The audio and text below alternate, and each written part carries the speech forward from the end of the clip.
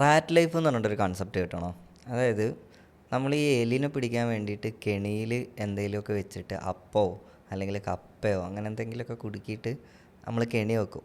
കെണി വെച്ച് കുറേ സമയം കഴിയുമ്പോൾ എലി എന്ത് ചെയ്യും, ഈ സാധനം മണത്ത് മണത്ത് ഇങ്ങനെ വന്നിട്ട് എപ്പോഴാണ് എലി ആ സാധനത്തിനെ തൊടുന്നത് തൊട്ടപ്പം തൊട്ട് എലി ആ കെണിയിലായിരിക്കും. റാറ്റ് ലൈഫ് എന്ന് പറയുന്ന ഈ സാധനത്തിന് നമ്മളെ ലൈഫിനോട് എങ്ങനെയാണ് കണക്ട് ചെയ്യണമെന്ന് വെച്ചാൽ, നമ്മളെ നാട്ടിലൊക്കെ കുറേ ആൾക്കാർ ദുബായിൽ പോയിട്ടുണ്ടാവും. ദുബായിലോ ബഹ്റൈനിലോ സൗദിയിലോ ഖത്തറിലോ അങ്ങനെ എവിടെയെങ്കിലുമൊക്കെ പണിക്ക് വേണ്ടിയിട്ട് പോയിട്ടുണ്ടാവും. ചിലപ്പോൾ ഈ 10-12 കൊല്ലമൊക്കെ ആയിട്ട് ദുബായിൽ തന്നെ പെറ്റ് കിടക്കുന്ന ആൾക്കാരുണ്ടാവും.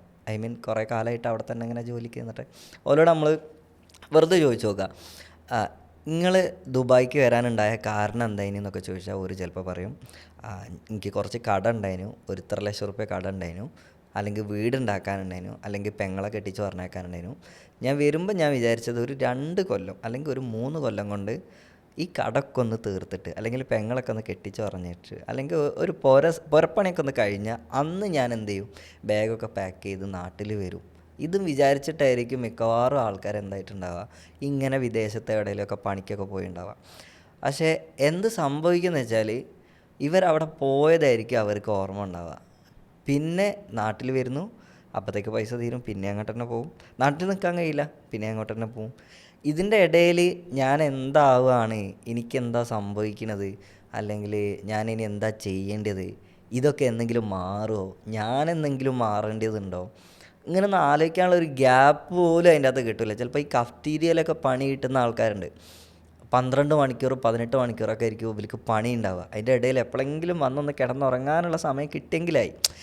അറ്റ്ലീസ്റ്റ് ഒന്ന് റീല് സ്ക്രോൾ ചെയ്യാനുള്ള സമയം പോലും ഓൽക്ക് കിട്ടില്ല. പിന്നെ ഇതിൻ്റെ ഇടയിൽ എന്താക്കേണ്ടി വരും, എപ്പോഴെങ്കിലും ഒന്ന് സമയം കിട്ടിയാൽ തന്നെ ഒന്ന് പുരയിൽ വിളിച്ചിട്ട് എന്താണ് അവിടുത്തെ അവസ്ഥ, പണിക്കാരൊക്കെ വന്നോ, പണിക്കാരൊക്കെ പോയോ, ഇങ്ങനെയുള്ള കാര്യങ്ങൾ മാത്രം തിരക്കി.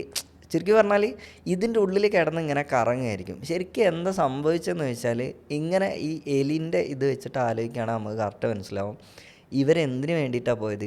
ഈ ഒരൊറ്റ അപ്പം വിചാരിച്ച് മാത്രമാണ് അവർ ദുബായിക്ക് വണ്ടി കയറിയത്. അത് തൊട്ടത് മുതൽ ഓരെന്തായി, അവിടെ കുടുങ്ങിക്കിടന്നു. ഇനി അവർക്ക് എന്ത് ചെയ്യാൻ പറ്റില്ല, ഊരി പോരാൻ പറ്റില്ല. ഊരി പോരാ എങ്ങാനും ഗൾഫ് നിർത്തി പോരാന്നൊക്കെ പറഞ്ഞാൽ പുരക്കാർ സമ്മതിക്കുമോ, പെണ്ണുങ്ങൾ സമ്മതിക്കുമോ, ആരും സമ്മതിക്കില്ല. പിന്നെ ഓൾറെഡി നമ്മൾ കുറേ കട ഉണ്ടാക്കി വെച്ചിട്ടുണ്ടാവും. ഇനി നാട്ടിൽ പോയിട്ട് നമ്മൾ എന്ത് പണിയാണ് തൽക്കെന്ന് തുടങ്ങുക, അതും അറിയില്ലല്ലോ. അപ്പം ഇതേപോലെ ഇതിപ്പോൾ ഒരു ഗൾഫുകാരെ കാര്യം മാത്രമൊന്നുമല്ല, നാട്ടിൽ നോർമലി കോർപ്പറേറ്റ് ജോബിന് പോകണേ അല്ലെങ്കിൽ ഏതെങ്കിലും കമ്പനിയിൽ പണിക്ക് പോകണേ, ഈവൻ ഗവൺമെൻറ് പണിക്ക് പോകണ ആളാണെങ്കിൽ പോലും അയാൾ എന്ത് ചെയ്യണമെന്ന് വെച്ചാൽ, അയാളെ ലൈഫ് ഇങ്ങനെ ഒരു വ്യത്യാസമില്ലാത്തൊരു സർക്കിളിൽ കിടന്ന് ഇങ്ങനെ കറങ്ങായിരിക്കും.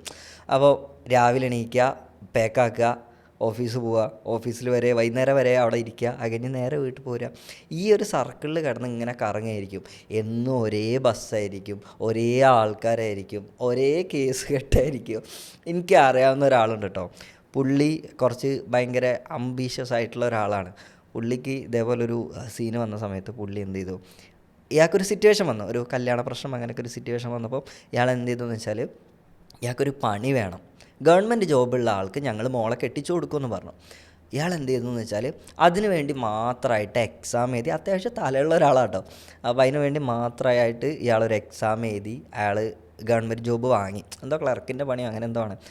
അങ്ങനെ കിട്ടി ഒരു 6 മാസമേ അയാൾ അവിടെ ഇരുന്നിട്ടുള്ളൂ. അത് കഴിഞ്ഞ് അയാൾ എന്ത് ചെയ്തു, അത് രാജിവെച്ചിട്ട് വേറെ പരിപാടിക്ക് പോയിട്ടോ. അപ്പോൾ നമ്മളിങ്ങനെ ചോദിക്കും, ഒരു മിനിമം തലയുള്ള ചങ്ങായൊക്കെ ആണെങ്കിൽ ഗവൺമെൻറ് ജോബ് കിട്ടി അത് ഇട്ടിച്ച് പോരുമോ, രാജിവെച്ച് പോരൊന്നുമില്ലല്ലോ.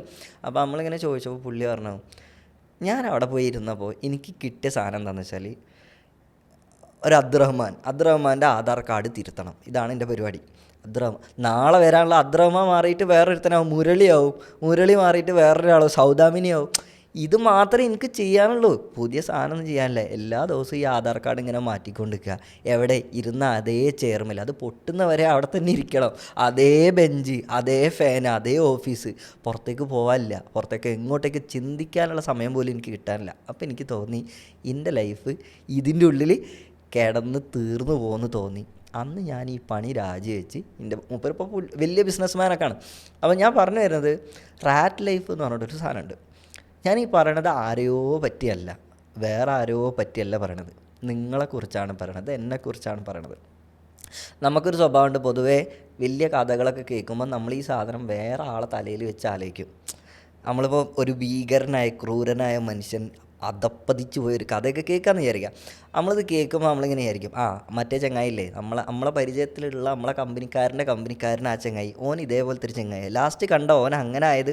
അങ്ങനെ മാത്രം നമ്മൾ ഏത് കഥനെയും കേൾക്കുള്ളൂ. നമ്മളൊരിക്കലും നമ്മളെ വെച്ച് ആലോചിക്കില്ല, സ്വന്തത്തിനെ വെച്ചിട്ട് ഓക്കെ ഞാൻ ഇങ്ങനെയാണോ പോണത് എന്ന് ഒരിക്കലും ആലോചിക്കില്ല. അപ്പോൾ ഞാൻ പറഞ്ഞു തരുന്നത്രേ ഉള്ളൂ, ഈ കഥ നമ്മളെ പറ്റിയാണ് ഈ പറയണത്, പുറത്തുള്ള ആരെ പറ്റിയല്ല. നിങ്ങൾ തന്നെ വെറുതെ ചിന്തിച്ച് നോക്കി. എത്ര ദിവസമായി നമ്മൾ ഒരേ പാറ്റേണിൽ തന്നെ ഇങ്ങനെ പോയിക്കൊണ്ടിരിക്കണ്. നമ്മളെ ചങ്ങായിമാർക്ക് ചേഞ്ച് ഉണ്ടോ? നമ്മളെ ഭാര്യയ്ക്ക് ചേഞ്ച് ഉണ്ടോ? നാളെ പോയി വേറെ കെട്ടണം എന്നല്ല പറയണത്. നമ്മളെന്നും കാണുന്ന കാര്യങ്ങൾ തന്നെയല്ലേ നമ്മളിങ്ങനെ കണ്ടുകൊണ്ടിരിക്കണേ, പുതിയ കാര്യങ്ങളൊന്നും വരുന്നില്ലല്ലോ. അപ്പോൾ ഏകദേശം ഇതേപോലെയാണ് എല്ലയുടെ കഥ വരുന്നത്. എല്ലയെ പറ്റി പറയുന്നതിന് മുമ്പ് ഞാൻ വേറൊരു എക്സാമ്പിൾ പറയാം. നമ്മൾ ഒരു പുഴേൻ്റെ സൈഡിൽ ഇങ്ങനെ ഇരിക്കാമെന്ന് വിചാരിക്കാം. ഈ പുഴേൻ്റെ സൈഡിൽ ഇങ്ങനെ ഇരിക്കുമ്പോൾ നമ്മൾ ഈ വിരലിൻ്റെ ഇടയിൽ നമ്മൾ കുറേ കല്ല് വെറുതെ ഇങ്ങനെ കുടുക്കിയിടാം. എന്നിട്ട് ഓരോ കല്ലായിട്ട് നമ്മൾ പുഴയിലേക്ക് ഇങ്ങനെ എറിഞ്ഞു നോക്കാം. എന്താ സംഭവിക്കുക? പ്രത്യേകിച്ച് ഒന്നും സംഭവിക്കാനുണ്ടാവില്ല. പുഴ അങ്ങനെ ഒഴുകി പോവാണ്, കല്ലയിലേക്ക് വീണു പോവും. ഇതിൻ്റെ സൗണ്ട് കേൾക്കാനുണ്ടാവുമോ? മേ ബി ചെറിയൊരു സൗണ്ട് കേട്ടാലായി, അത്രേ ഉള്ളൂ.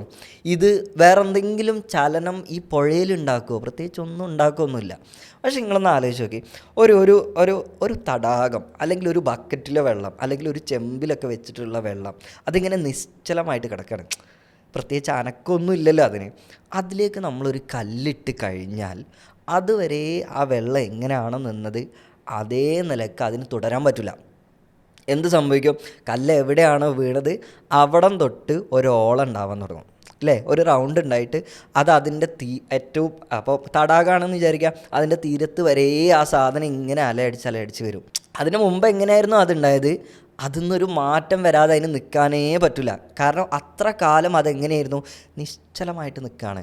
പുറത്ത് ഒരു സാധനങ്ങളും ചിന്തിക്കാനില്ല, ഒരേ പാറ്റേണിൽ തന്നെ നിന്നുകൊണ്ടിരിക്കുകയാണ്.